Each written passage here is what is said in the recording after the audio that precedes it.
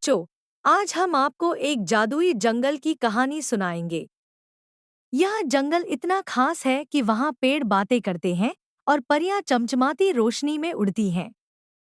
तैयार हो जाओ, क्योंकि इस सफर में आपको ढेर सारी मस्ती और सीखने को मिलेगा।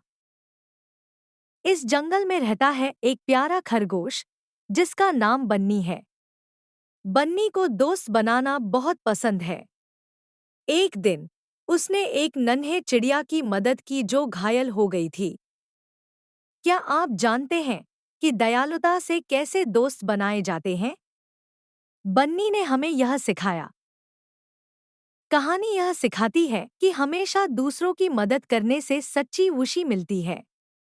बन्नी और नन्ही चिड़िया की दोस्ती इस बात का सबूत है। बच्चों, खुद भी ऐसे ही अच्छे और दयालु बनो। आपको यह कहानी कैसी लगी? आज रात सोने से पहले अपनी मम्मी पापा से एक नई कहानी की फरमाइश जरूर करना। और हाँ, कहानी के सबसे अच्छे हिस्से को कमेंट में लिखना मत भूलना। चलो, मीठे सपनों की तरफ बढ़ते हैं। कहते हैं ना, ख्वाबों में भी जादू होता है।